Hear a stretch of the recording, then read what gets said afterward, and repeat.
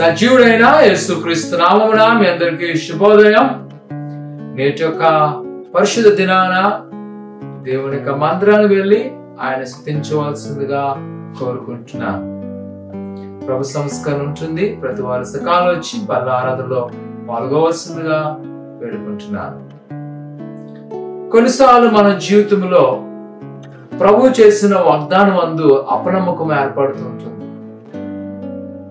ఎందుకనగా కొన్ని వస్తున్న అవరోధాలు, ప్రతికూల పరిస్థితులు మనను భయాక్రాంతులు చేస్తూ ఉంటాయి.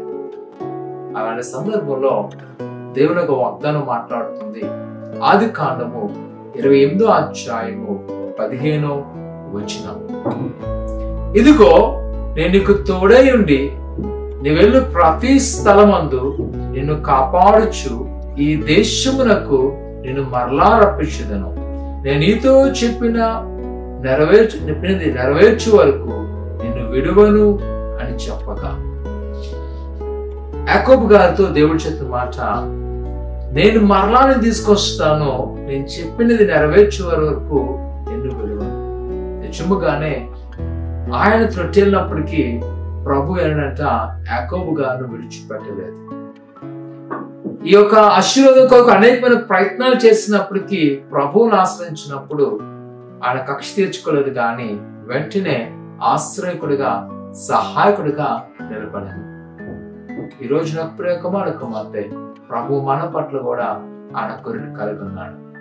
ఆయన ఏదైతే వాగ్దానం చేస్తున్నాడో ఆయన ఖచ్చితంగా నెరవేర్చే దేవుడు. మా జీవితంలో చూస్తున్నప్పుడు మా తండ్రి గారికి 25 సంవత్సరాల క్రితం ఏదైతే వాగ్దానం చేస్తున్నాడో, ఇదిగో నేను ఏ విధంగా ఆశిస్తున్నాడో, ఈరోజు ఆయన్ను పరిచర్యను మనకైన బిడ్డ మమ్మల్ని ఆయన అద్భుతంగా ఆశీర్వదించినాడు. కుమార్తె నిరాశ చెందక ఆయన ఇచ్చిన వాగ్దానాన్ని ఖచ్చితంగా పట్టుకొని ప్రార్థన చేయి. ఆయనకి సహాయకుడిగా ఉన్నాడు. ఆయన మనను విడుదల చేయబోతున్నాడు. ఆయన మనను బలపరచబోతున్నాడు. ఆయన మనకు సమృద్ధి చేయబోతున్నాడు. ప్రార్థన చేసుకుందాం. పరిశుద్ధుడా దేవానికి ఉన్నారు ఆయన నమ్మదగిన వాడు. ఈ రోజు ఎవరైతే బాధతో ఉన్నారో, నా జీవితంలో ఏది జరగట్లేదు నిరుత్సాహంతో వస్తున్నారో, ప్రభు హృదయాన్ని మీరు తాకండి. ఎదుగోనైనా నువ్వు ఇచ్చిన ప్రతి వాగ్దానం వారికి నెరవేర్చబడుతున్న నమ్మకం వారికి దయచేసి నీ దీవెన, నీ ఆశీర్వాదంతో నింపండి. మీ యొక్క స్థిరమైన మనసు వారికి దయచేసి బలపరుచుకోమని యేసునామమున నమ్మకించండి. ఇది దేవుడు గొప్ప కార్యం చేయను కాక దేవుడు మందిరం త్వరగా వచ్చి ఆరాధనలో పాల్గొవలసిందిగా కోరుకున్నాడు. దేవుడు దీవించును గాక. ఆమేన్.